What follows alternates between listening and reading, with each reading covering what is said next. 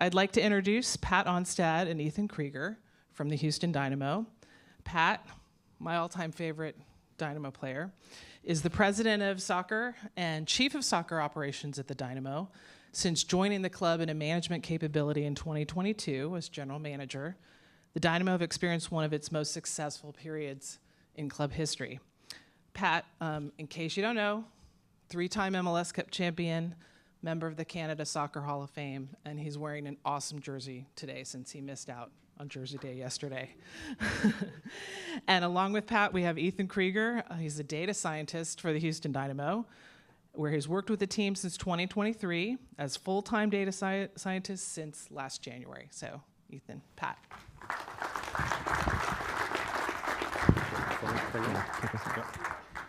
Yeah, I think we're good. Thank you for having us. And I feel I'm going to apologize to start off with. I missed yesterday. I do have a decent reason. We were working on a trade with Philadelphia Union. It'll come out probably in the next 24 to 48 hours, so I won't leak the player, but it was a pretty big internal trade that we had that our technical director, Asher Mendelson, worked on. And we can probably talk a little bit about that. That's the idea today, is that we'll talk about how we got to that process, how we got to a player with Ethan's help getting there as well, and how we're going to do that. So I thought what we'd do is quick little introductions for the two of us. And the reason I chose this jersey is originally I'm Canadian. So as every Canadian will tell you, this is what you grew up hoping you could be. I wasn't a good enough hockey player. I was raised in Vancouver, a lot of rain, not enough ice. I was a lousy hockey player. Thought he was pretty good, but I was telling Ethan I was just a bit of a big guy and I could knock people around. That was about it. But this jersey is kind of special to me. It's interesting. I have a signature on the back, and I don't know if anyone in this room would know who that is. A guy named Ken Morrow. Does anybody know Ken Morrow? Yeah, there we go. Blank faces. This is a soccer conference. This is not a hockey conference. So in 1980, United States won Miracle on Ice. Ken Morrow was a defenseman for the U.S. team in 1980, and that year they had the draft a little bit later. He got taken right from the Olympics, Lake Placid, went to the New York Islanders and won a Stanley Cup in the same calendar year. So he's the first professional hockey player ever to win a Stanley Cup and a gold medal. So I said, I guess on a Canadian jersey, an American to sign it, that was worthy in my opinion. So I'll give you a quick little bio. I played soccer. I was a goalkeeper, hence the reason I'm so tall. And because I was so tall, I was able to play for a pretty long time. I actually played till I was 43 years old. I played, my last 3 games are with DC United. We have a coach now named Ben Olsen, who's our head coach, done a great job the last 2 years. He ended my career. He was the head coach in DC, so I let him know at some point over this tenure here, there may be a little bit of switch of roles here. So how it goes. No, he's doing a great job, and we're good friends and good colleagues. I started out and playing in leagues where my paycheck was like $200 a game. They called it professional, but I was fortunate you could play in Canada. You could go and play in the Canadian Soccer League, and in the off season, you could go to university. So I did both. I would go back and forth, and I'd have a little grayer, and I'd actually play university soccer for 3 months after my professional, quote unquote, professional season had finished. So I have a human kinetics degree and then an education degree, and I went into teaching, retired about 10 years into playing pro soccer for a year and taught full time. Realized that is really difficult, by the way, for someone who's in a classroom. Taught at an inner city school in Vancouver. I mean, I loved it, but realized that playing soccer and keeping the ball, then it was way easier for me. So went back and played for another 15 years. My pathway to where I am now, when I retired, or when Ben finished my career, I got into coaching. So I spent 2 years on his staff. I spent a year in Toronto. I followed Kevin Payne, who was the president of DC, to Toronto, and was a chief scout. Really didn't enjoy that too much. I thought it was, and this will kind of go to our speech here, was completely random. I would get an agent, would say, hey, check this player out. He's free. Okay, I'll check the player out. And it was just complete random whether we would get a player and whether he fit with the system. I had no idea what I was doing. From there, stayed back to coaching, was with Greg Berhalter's staff for 5 years, which was a really good experience for me. He's a very detail-oriented coach, looked at the game differently than any coach that I've ever known. The detail and organization that we took place really helped me to get to where I am now. When I was in Columbus at the time, ownership had a change there. The Haslam family, who owns the Cleveland Browns, bought the team from Anthony Precourt, who now has this ugly green team down the road in Austin. So we did the switch. I was able, for a period of time, there was a little bit of gray area between who was owning the team, and I had a year left in my deal as a coach. But they said, can you just be an intern GM for 2 months? My instructions were, don't mess this up. Don't do anything. Don't make trades. Don't sign anybody, just for 2 months. But I got to see all the inside of it, and that's what I realized I wanted to do. Tim Bezbachenko, who's was a very successful GM in our league. It was in Toronto, won an MLS Cup there, came to Columbus. We won an MLS Cup in 2020. He needed a sporting director or a technical director. I asked him if I would be his guy, so I got 3 years there. I had 2 jobs that came up. So this is kind of, I'm sorry if I'm rambling a little bit, but 2 jobs that came up. One was San Jose, came in, they asked for, I don't know, where's Sarah? Sarah, yeah, Jason's not here, is he, Jason? Oh, okay, great. So Jason Rosenthal, I had an interview with Jason Rosenthal about analytics, and I was just starting to tap into that. With San Jose, I wasn't very well prepared for the interview, didn't do very well, and then this job actually opened up about 3 weeks later. I played here for 5 years. My daughter's born here. I love Houston. Believe it or not, I do love the weather. I think I embrace the heat. The fact that you can be outside this time of year is really nice. Growing up in Canada, it's not so friendly at this stage of year to be outside. So I really went after it, and I think that prepped me a lot, the interview with Jason, to make me really dive into that. To give you one last background on myself, the reason why I believe in especially in the recruitment side and in modeling, game modeling through analytics, is I was always, best way to put it is probably a little bit of a stats geek. So a big sports guy. I used to play this game called Status Pro Baseball, which was a card game. It was on a base 8 system, and it was all, you're nodding your head, you know what I'm talking about. Yeah, so it was, and my friends and I, we would play this. We'd do 162 game seasons, and we'd squeeze it into, each game would take you about 20 minutes to play. We'd keep detailed stats. I love numbers, and as I actually designed, Ethan told me to tell this story.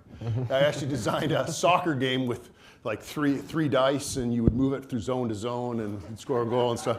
These are the things that you'd have. This is why I was a goalkeeper. A lot of time to think when you're a goalkeeper on your own. So, but I've always kind of felt as we progress, and I used to watch baseball and think, okay, they can measure every little single event. Why can't we do this in a free-flowing game, in a free sport? Like, how can we get there? And I know a lot of people in this room, you're doing wonderful work that's making this game, for us, seeing a lot of insights. And so I would say for me, there's been 2 kind of aha moments for me. One was working with Greg Berhalter in the sense that, okay, hang on, there's more to this game than just rolling a ball out and seeing who's the best players on the team, but there's strategy and there's technique in terms of how you do that, and you can coach that. And on the other side, I think, was actually going through that interview process with Jason Rosenthal and going, okay, hang on a second. You mean there's a company out there that actually measures like physical metrics, and we can get right into there, and we can measure more than just throwing a ball out and see its wins and losses and goals for and goals against. So I've been really intrigued by it. I'm still way behind you guys. So I feel this is why we hire very intelligent people and people that can help explain it to people like me of what's going on. And so for us as a club, it's somewhere where we definitely want to go. We feel very privileged to have met Ravi and Sarah, and they've helped us with SRC, and Cole Grossman, who's really helped us. And I think overall, the number one thing that we've got out of it, and we're very fortunate, and this is going to be your platform here, is Ethan Creagar. He, for us, has been game-changing for our club. There's the way we look at how we're playing, whether we're playing the style that we want to play, how we measure it to see if we're successful when we play a game, when we lose, and we're like, how did we lose that game? And then we look back and Ethan goes, actually, we played pretty well. And you're like, okay, so we're on the right track. And then on our recruitment. Now, I would just talk to Sarah. I think we, as a club, have to work on our processes, but I think the fact that we're able to find these players that I don't think we would find if we just threw out 20 scouts around there and said, go find these players, that we're able to find them so quickly and get our eyes on them right away, has just, for us, makes my job certainly, and certainly the job of Asher Mendelson and Ben Olsen, so much easier. So without any other, this is Ethan Creagar. That's a very nice introduction. Thank you, Pat. Yeah, I'm Ethan. I joined the club in a full-time capacity at the start of 2024. Before that, I worked for Source Football with Sarah and Ravi. And I was kind of in and around the club living here in Houston, so I've kind of been a part of some success over the last couple years with the club. As you can see here, we've made the playoffs twice, 54 points, which was a club record last season, and we did win a US Open Cup in 2023. So some very exciting times at the club since I've been there, which I feel very lucky to be part of. I got into this industry. I studied data science and computer science in college. My first experience was with Nashville Soccer Club, so I was part of a big set of interns there. I pretty much cold applied and was able to get that internship remotely during 2021. From there, I moved down to Houston after I graduated, thanks to a job with a multi-club ownership group here in Houston, and translated to Source Football soon after that. And I've been with the Dynamo since. Just to briefly kind of give an overview of what we do with analytics at the Dynamo, these are kind of the three areas that we see analytics as being important for us. Primary is what Pat touched on, is recruitment. We think recruitment is the most important thing that analytics can really give you, is a leg up in recruitment. And since I've been there, we've made some good signings, some not so good signings, but always moving toward trying to make as good of decisions as possible with data by filtering players, by giving detailed analysis, as detailed as we can, about every player in the world. That's our goal. The performance side, this is working with the first team staff and the coaching staff before and after games to help profile opponents, give post-match reports, so how did we play, how do we expect the opponents to play, and then at different times in the season we'll also do some performance reviews. How have we played over the last 8-9 games? How do we feel like the team's performing? What do we need to change? What are we doing well? And finally, we've got pretty detailed physical metrics now, thanks to the good people at Skill Corner that just keep putting out awesome stuff. And we also have internal sports scientists at the club as well, who are very, top at what they do. Alex Calder, Paul Caffrey, who work with the physical side of things in-house. So both the performance side and the physical side, we've got other people working with data. So Carlin Carpenter is our head of video analysis that works with the coaching staff really closely. He works with data as well. You probably know his name from American Soccer Analysis articles and things like that. Very, very bright and very good with data. And then we've got the sports scientists I mentioned before. So I do have support in both of those two areas on the data side. It's not just me doing all of these three things alone. Although often it is. Sometimes it is. Yeah. Sometimes it is. And so what we wanted to do was briefly walk through sort of an example of a recruitment process, and basically how we would start and finish a recruitment process from both Pat and my perspective, and how we work together during this process. Yeah. So the first thing we usually look at is a performance, and we'll use Ethan's help to look at how are we performing, where is our attack breaking down, where's our defense breaking down, what sort of profile will we look for.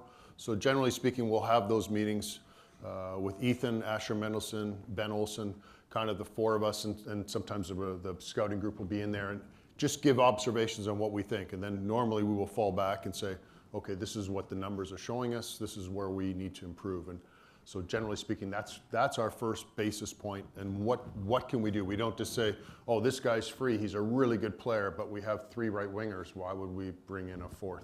So we definitely will be specific in terms of what we're looking for. And then so at that stage we say, okay, this is what we want. And I'll use, for example, this year we lost Hector Herrera. We let him go. We didn't lose him. We chose to let him go last year. An excellent player for us, progresses the ball really well, like the top player in the league in terms of progressing the ball. Not very mobile at all, but what we realized defensively, that didn't really hurt us too often. We were pretty good because we were really good in controlled phase, and we could bring the ball up under control, and that normally when we'd lose it, it wasn't wide open spaces for teams to go on. We do have a left center back that's an athletic freak, and that helps. Miguel kills him a lot of those plays, but so we realized, okay, that's not necessarily something we need to look for. but if we want a ball progressing central midfielder, that's what we need. So we need to look for that. And then we also said we lost Coco Carrasquilla. We just recently sold him to Pumas down in Mexico. So we have a right-sided pocket. We play a 3-box-3 when we attack. Our right back has to go from the back in a 4 all the way to the top and get behind. That's a bigger discussion that's an all-day topic and seminar about whether that's the right system or not for us, but certainly that's how we've progressed into in the last couple of years. And so in that right box, in the right pocket, we have a guy, Sebastian Kowalczyk, a Polish player, that's done pretty well for us. We're really happy with him. We're not sure if we'll be able to go in there and bring us a little bit more. It brings us a little bit more than Coco does in terms of final product, getting in the box, scoring. Coco was more of a guy that could help us progress the ball up into that final third, but wasn't a guy that got in the box, didn't create, I guess you get some assists. He created okay from that position. So we were looking, can we find a DP 10 type profile? Can we go spend some money, go take some of my great owner Ted Siegel's money and spend it, and make sure that we spend it the right way, but try to find a guy that can score goals and create goals. So, and we want to try to find someone who's a little more vertical. So the profile we looked at was Sebastian Giroussi from Austin. He's on 6.7. That's a little out of our budget.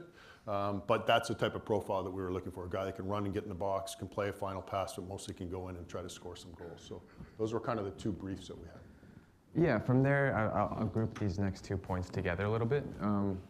One kind of underrated, I think, part of a process is a bit of market analysis. So before just jumping in and looking at players and saying, this player fits, let's try to go sign this player, getting a holistic view of the market and saying, what do we think is out there? What do we think the level that we should expect for this player in the price range we've been given? What do we think those look like? And if we think we're not going to be able to get the right level player at this budget, maybe we go back at that point to the scouting brief and say, this isn't the right budget we feel for this profile. And if not, we would move then to player ID. And so in this stage, this is really a big use of analytics, I think, at a lot of clubs, but certainly for us. We think we can have pretty detailed data on every player in the world, as I said. And so from this point on, we're kind of combing all of that data that we've got from Skill Corner and from our performance providers, and just trying to find a list of here's a good set of players that fit this profile. It depends how many, just on the brief, how detailed that brief is, or how specific. Try to put forward a list of, let's say, 20 players and say these are players that we think fit this profile well. We think it's likely that they're going to be in the budget, though we don't have that information yet.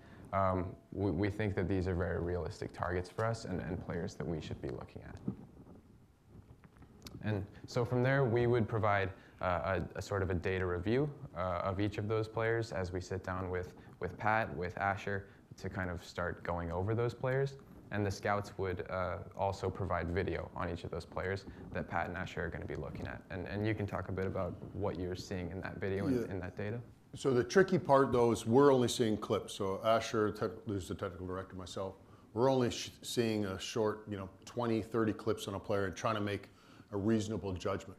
So one of the things we task the scouting group with is don't just show us 30 highlights where this guy gets an assist and a goal and every time and we're looking at and ball progressing 8, I go, that doesn't help us. But show us his strengths, but also show us his weaknesses. Is he going to struggle in transition? Is he a guy that's maybe he can only break lines if he's left-footed because he can hit diagonal passes but can't hit it straight and find our left-sided top of the box player. So there's different things we ask them to show. Sometimes they show a good picture, sometimes they don't. But in the end, if it's a guy that we're like, okay, that's intriguing, the data supports it, the scouts support it, then myself and Asher will then go in and start watching full games. And as we go through there, do you want to? Yeah, I've added a few loops here as well. Yeah. A lot of the time, we get to this point, and these aren't the right players. And then it would be time to go back to the player ID phase and say, who are some more guys that we should be looking at here as we get further and further along in a process. If we do get past the data and video review, then we would get to a more detailed analysis. So what we would provide at this point is a pretty in-depth review of this player and say, this is what we think his strengths are, his weaknesses are, pretty much everything we've got on this player. and at the end give some sort of indication that we think this is a player that we should sign and fits our system well, or the other way sometimes. And this is a player that we have some concerns about, maybe doesn't fit what we're looking for in this case. And Pat does the other piece of this. The live scouting, so I get to travel all around the world. No, then when we get to a point where we're like, okay, this is our guy, and sometimes our scouts will go to, I don't say we're missing it, but in the player ID, there's times our scouts will go see tournaments if they can see a series of games, just to get their eyes on players too. Sometimes they pop up that way, but normally we're going after players that have been led through Ethan and his expertise. So, but when we go live, I mean, the number one thing we're looking for is we already know they're a pretty good player. We already know we've seen enough video and clips that we kind of know what type of players. But the biggest one for us at that point is character. Are they good teammate? Are they somebody that, you know, when their team's down a goal, are they trying to win or are they giving up? Are they somebody that when their teammate gets cracked from behind, are they one of the first guys to go there? Do they run over and argue with the referee, or do they just kind of walk to the side and get a drink of water? You know, what happens when they score a goal? Are they celebrating with their teammates or they're not? So for us, it's a lot of it is character. That the live scouting is a really important piece for us. We've had a lot of players who've gone in and we've seen them and we're like, that's not going to fit our culture. That's not our group. We have I didn't talk about our team here in Houston. Our team in Houston, for better or worse, and Jen knows the groups when I first came in here. We were a very competitive group and we were pretty close, but not massively close off the field. But in a very competitive group. Like that's one thing, you'd watch our training sessions, you'd be like, these guys just want to win. Like my wife used to tell me on Tuesdays we'd have a heavy session. We'd do 7-a-sides. Usually it was Tuesdays leading into our game because we'd have Wednesday off. And she knew when I walked in the door, she knew if my 7-a-side team won or lost. She'd just say, she knew right away. She's like, no, you're not even going near the kids this afternoon. You're miserable. Like, leave it. So that's just how competitive the group was. This group we have now is still competitive, but this group, like, they love one another. In Houston, I've never seen anything like it. It's amazing. These guys are, they don't get too high, they don't get too low, but they support one another. It's a really close-knit group. And, you know, I think Asher, myself, Ben Olsen kind of cultivates that type of culture in our group, but it's really important that we don't bring in someone into that group that's going to disrupt it.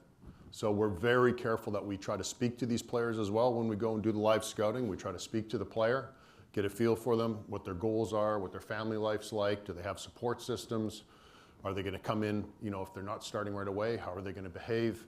So it's really important that we find the right guys. And I think it takes us a long time. We go through a lot of good players that I think Ethan would go, oh, I can't believe you're saying no to that guy, because we see something that the character raises a red flag for us.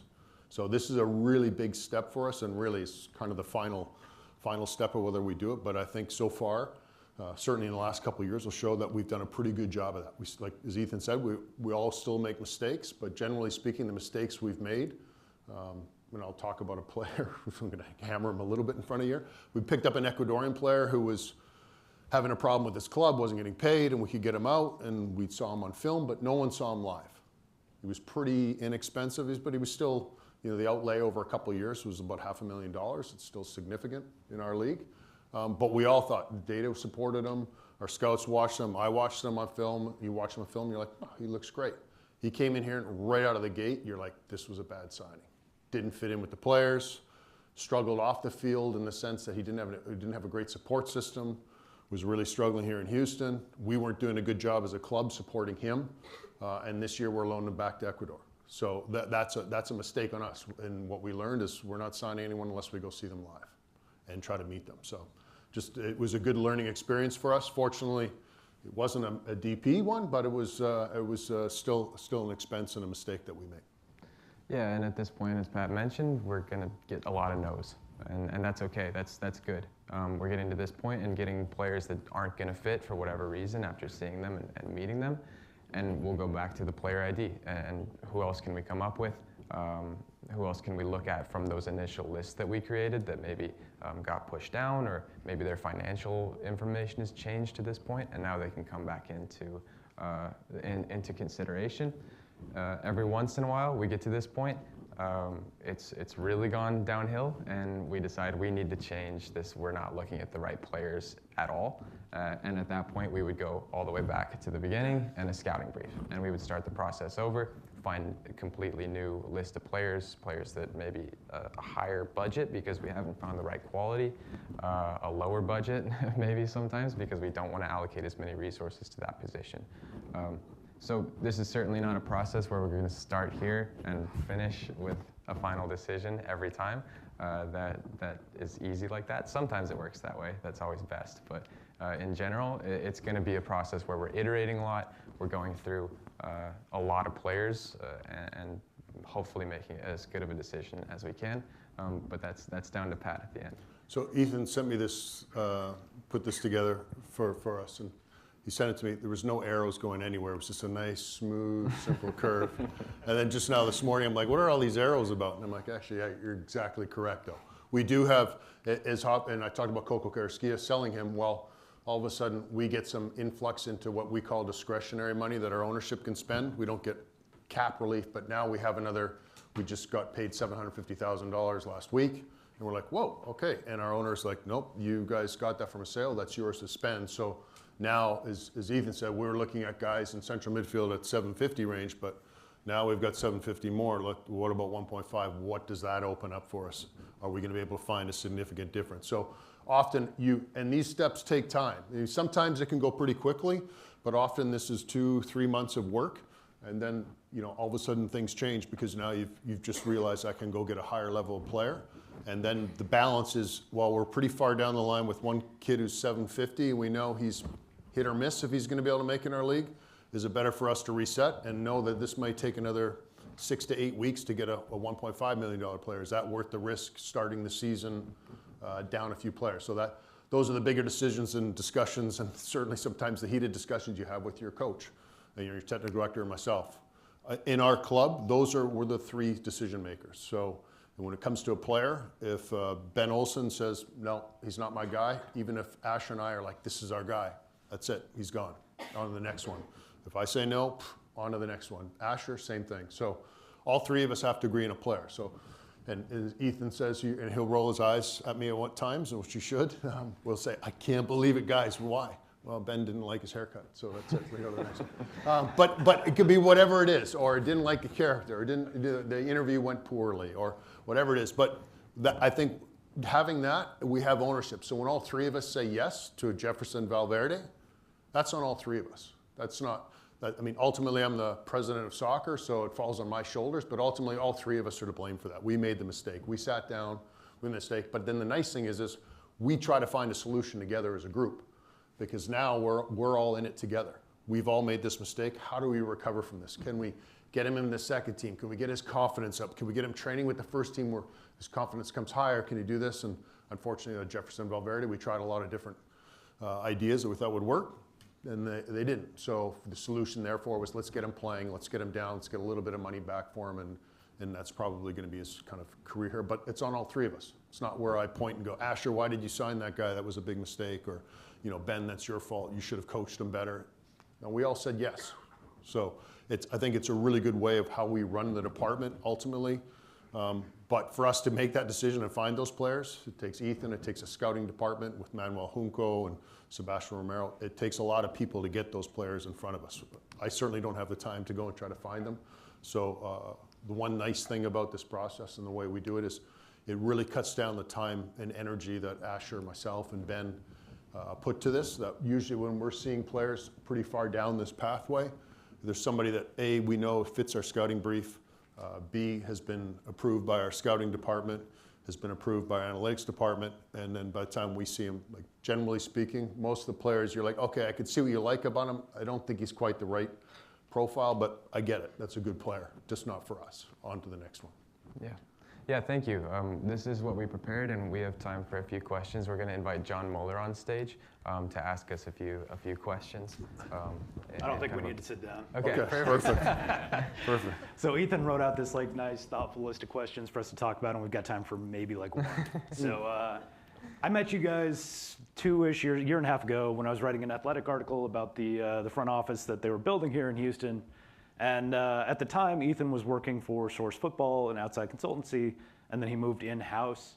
So I just want to ask, how has your day-to-day relationship changed over that time span? And then kind of like 2 years from now, how is it going to look? Where do you guys want to get to with your analytics capabilities? It's a great question for Ethan, I think. Yeah, no, it's certainly different, having more time to devote to the first team, and that's all I'm worried about is how can we improve this team? How can we, what can we do analytically and on the field that can make us better? I think working for Source was a great balance to that in terms of we're working on maybe longer term projects and longer term questions of what can we develop over the next few years that can really hopefully change the sport in some ways and do things that nobody else has really done yet. And then you move into a club and it's more, we've got a game to win on Saturday and another one on Wednesday and then another one next Saturday. So you really don't have as much time to be thinking about those long-term projects and what you want to develop over the next few years, which is why I'm so grateful to still be working with Source in the capacity that we do, which is a very close capacity because they still have that focus of developing the best in the business analytics that I get to kind of just watch them do. And as they develop something, I can kind of just thank you for that, and I can use it as I wish without having that development time of a few years that I know goes into all of this. I think, so I think that relationship is really how we're going to keep pushing the boundaries of what we can do in a lot of ways. But certainly being on the ground has allowed us as a club, I think, to integrate those insights a little bit more and use them to make the team better, make better signings hopefully, and keep pushing forward in a real day-to-day level. Pat, you've talked about how important analytics is to you. Where do you want this to go? Eventually we'll probably build out our staff in-house, I think. I don't know if we go away from SRC football or not. That's a big question. But we'll see. We'll certainly be with their help building it out too. So, but I think for us, I think there's a point where we'll get to in this space where this will, I won't say automated, but it will have a really good idea of very specific profiles, certainly on recruitment and certainly on game modeling in terms of what we're doing. I think the physical side, we talked a little bit about that. Ethan works with Alex Calder, our group. So we're kind of putting that to the side in this one. That's still very important. But I think for us, the biggest one is how can we find an edge over other clubs? How can we be ahead of it? And we're fortunate with SRC. They've been great partners for us. We kind of lucked out really in terms of they were in Houston, and obviously it's nice and close. But it's been really enjoyable working with all three of them, and obviously with Ethan. So we'll see as far as we can push it. But that's probably even a better question again for Ethan to see how much more. But I'm open to it, and certainly so is Asher and I are really pushing that envelope, and we want to try to stay in front of all the other clubs as we can, and I think we've done a pretty good job up to date. All right, thank you guys. Yeah, thanks, John. Thank you. Good.